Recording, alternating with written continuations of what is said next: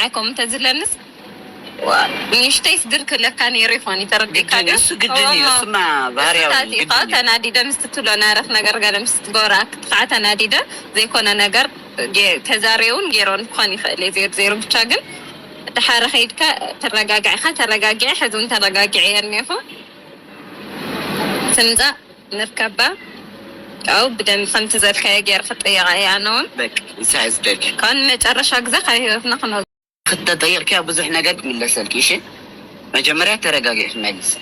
بستعمل ترجع ساجل الذي لغت الكلام صد بك نازي يكون نجار يختتي نادلها كتردي أنا وي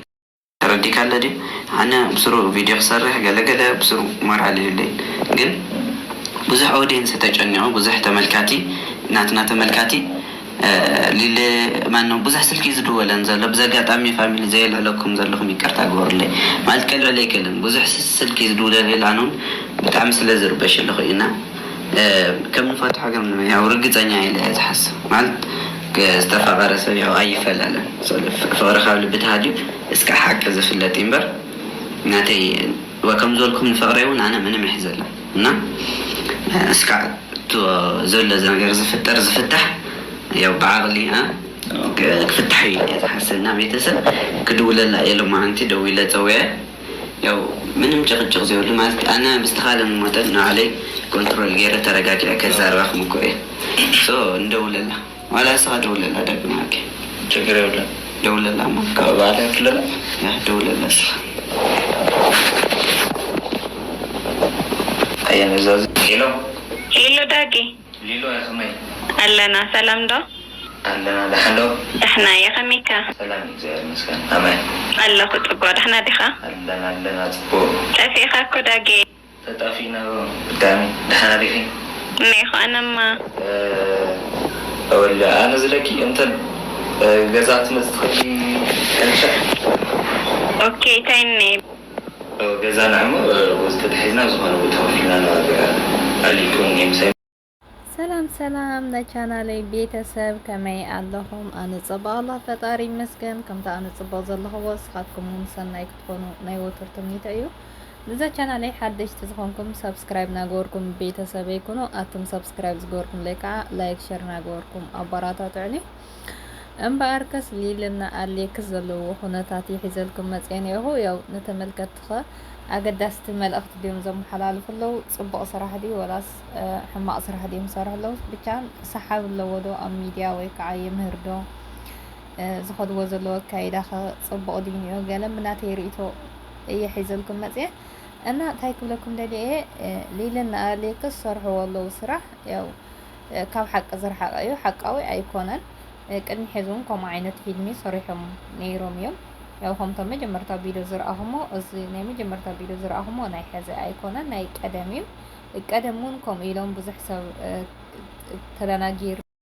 ነይሩ ናይ ሕዚ እውን ግን ካብ ሓቂ ዝረሓቐም በይ ትክክለኛ ሂወቶም ኣይኮነን ምክንያቱ ትክክለኛ ሂወት መቸም ከምዚ የለን ካብኡ ከዓ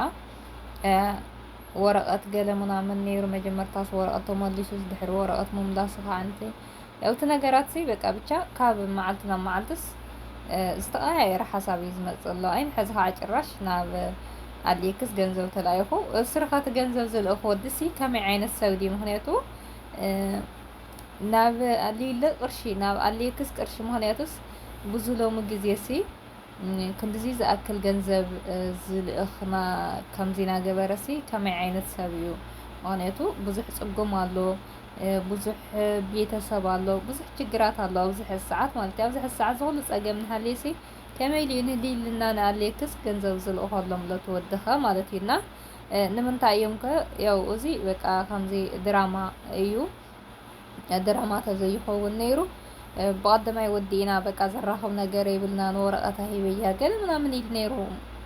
عليكس ድሕሪኡ ከዓ ያው እቲ ነገራት እሳታ መደብ ንሳት ወዲያ حازق عني ناوي كرشي آتيهم لو مالت ناوي كرشي زخونه خوين جين يو اتخفالهم يو صراح عنديو صراح لو صراح عندي يوتيوب معبي نتخطاتلت المسحاب نقال عندي جين كاس زخفالس بطعمي نوي حو كاس حزس جراش اي سحبي لو مجمرتا زخونه خوينو لي لنا عليكس يو كامنا يقدمون فقرتها اللي منم ያህል ፈተና ያጋጥመካ ይቅርዶ ዝቅርሽ ሓወለልኪ ከም ዝገበረልኪ እዚ ገበረልኪ ክንደይ ነገራቱን ክሳብ ሕዚ ያው ዘይገጥሞም ሕማቅ ነገር ኣይኮነን ግን ያው ህይወት ፈተና ክገጥመካ ያው ፈተና ከዓ ግዴታ እንድሕር ዘይሰጊርካዮ ብቆሎ ጠቅጥቆ መቸም ብከምዚታት ዝፈላለዩ ኣይመስለንን ክፈላለዩ እውን ኣይኽእሉን እና ሌልና ዴክስ ግን እዛ ድራማ ሕፅር ኣቢሎም ከም ናይ ቀደሞም ፍቅሮም መፅኦም ትሰብ ግን ብጣዕሚ ይዘናጋዕ ነይሩ መጀመርታ ደስ ዝብለካ ንሕና ኳሲ ብጣዕሚ ንከታተሎም ነይርና ደስ ይብለካ ይስሕበካ ገለ ነይሩ ናይ ሕዚ ግን በቃ ናይ ቆልዑ ኮይኑ ስራሕቶም በቃ ማለት ስራሕ እዩ ምክንያቱ ንምንታይ ከምኡ ይሰርሑ ኣለዉ ገለ እንስሳቶም ስራሕ እዩ ግን ከዓስ ነዊሑ በቃ ነዊሑ ትኽፋልስ ኣንዊሑ እሞ ብጣዕሚ ከይዶም ማለት ኢና ብጣዕሚ ከይዶም ንእሽተይ ክትሓፅር ነይሩዋና ሽለይ ክትሓፅር ነይራና ብዙሓት ከዓ ንምንታይ እዮም ከምኡ ዝሰርሑ ኣለዉ እንታይ ዓይነት ስራሕ እዩ እንታይ እዩ ገለ ምናምን ገለ ትብሎ ማለት እዩ ንሳቶም ኣርእስቲ ዘይብሉ ፊልሚ እናሰርሑ እንጀርኦም እዮም ዘዕብዩ ኣለዉ እምበር ተዋኢሶም ኣይኮኑ ዝተለኣኸ ቅርሺ ኣይህሉ ብዙ ሎሚ ኣብ ትግራይ ዝኩሉ ችግራት ፀገም ኣሎ ቤተሰብ ኣሎ እንታይ ኮይነ ኢሉ ንሊልየ ንኣሌክስ ገንዘብ እሺ ንሊልስ እሺ ሃደያ ስጦታ ኢሉ ገንዘብ ልዩ ክላ ንበሎ ንኣሌክስ ከሲ እንታይ ፍጠረለይ ኢሉ ገንዘብ ዝልእኮ ድስ ኣብዚ ሕዚ ኩነታት ዚ ክንደየናይ ገንዘብ ምስ በዝሐን ክንደየናይ ገንዘብ ሃልይዎን እዩ እሞ ከምዚ ናገበረና ለኣኸስ ያው ክውዕላ ይኽእልን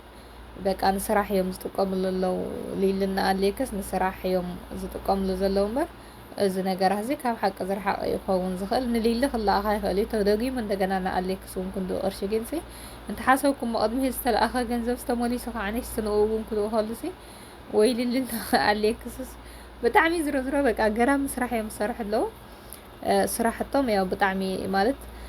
ከምኡ ኢሎም ጥራሕ ይዕውዩ እምበይ ያው ንሓደ ሰብ እንድሕር ክሰርሕ ኮይኑ ኣጆኻ ምባል ያው ንኣና ምንም ኣይትጎድለና ንዓቶም ግን ስለጠቕሞም ያው ኣጆኹም ናልና እውን ነባራታት እዮም ብፍላይ እዛ ቻናሎም 100,000 ሰብስክራይብ እንድሕር ኣትያ እዛ ድራማ ተቋርፅላ ማለት እዩና ሰብስክራይቦም ንምዕባይ እዮም ዝጥቀምሉ ዘለዉ ካብኡ እውን ናይ ባዕልቶም ስራሕቲ ፕራንክ ገይረያ ገለ ጨወታ ገለ ተኮይኑ ዊዎም ብጣዕሚ ታሕቲ 20 እንተበዚሓ 30,000 ገለ ይዝርአሎም ከምዚ ዓይነት ተባይስና ኣብ መንጎና ሰብኣትዊና ተፈላለዩና ከምዚ ኮይና ገለ ተኢሎም ግን ከምዚ ናይ ወጭወጭ ዝበለ ድምፂ ገለ ተኮይኑ ግን ያው ሰብስክራይብ እውን ይውስኸሎም ዊዎም እውን 60-70,000 ገለ ይርአሎም ካብኡ ከዓ ናይ ሰብስክራይብ ዩቲዩብ ከዓ ናይ ሰብስክራይብ ዘለካ ዘይኮነሲ በዝሒ ቪው ዝተርአልካ እዩ በዝሒ ቪው እውን ኣይኮነን ኣቱ ውሽጢ ተሰሚጡ ሰብ ተሰሚዕዎ እዚ ቪድዮ ብኡ መጠን ስለ ገንዘብ ዝከፍለካ ያው ሌለና ኣሌክስ ዝሰርሕዎ ኣለዉ ቪድዮ ከዓ ንኡ እዩ እምበር ተዋኢሶም ኣይኮኑ ተፈላለዮም ኣይኮኑ ዝተለኣኸ ገንዘብ ስለ ዘሎ እዚ ጠቕላላ ኩሉ ነገር ኣይኮነን ቤተሰብ ታእዩ ገለ ዘይኮነስ በቃ ብሓፂሩ ስርሖም እዮም ዝሰርሑ ኣለዉ ቻናሎም ንምዕባይና ገንዘብ ንምርካብ ተዘይኮይኑ ብሓደ ኖርማል ሂወት ኣለዎም በቃ ምንም ኣይተዋእሱ ኣይበሉ እምበር ከወርሕን ገለ እንዲዮም ተዋኢሶም ነንወይንቶም ክነብሩ እሞ ደሞስ መዓዚ መን ዳ ዘራኽቦም ምክንያቱ እንድሕር ተዋኢሶም ብሓቂ ኮይኖም ሲ ወርሑ ሙሉእስ እናተፀውዕ መዓልታዊ ዘራኽብ ነገር ሲ እንታይ እዩ ንእዎም እና እዚ ብስራሕ እዮም ዝሰርሑ ኣለዉ እምበይ ዝኾነ ነገር ኣብ ሊልና ኣሌክስ ያው መጀመርታ ይመስል ነይሩ እዩ ግን ሕዚ ክትሪኦ ከለካ ግን ካብ ሓቂ ዝረሓቐና ድራማ እዮም ዝሰርሑ ዘለዉ ያው ስራሕ ስለ ዝኾነ ድማ ያው ይጎብዙ ከምኡ ኢሎም ይቐፅልሉ ግን ኣይ እንተነዊሑ ግን ብጣዕሚ ይስልችና ሕዚ ከዓ ኣንስ ብጣዕሚ ኣንዊሑ ሞት መስመር ንእሽተይ ተተሓፅር ነይራ ያው ዝበለፀት ነይራ ግን ከዓ ዋንኡ ነገር ናታቶም ስለ ዝኾነት ህይወት ያው ንኣተና ነባራታት ዓዮም ካብ ቤተሰበይ ቻዋት ስሰናይ ንዓኻትኩም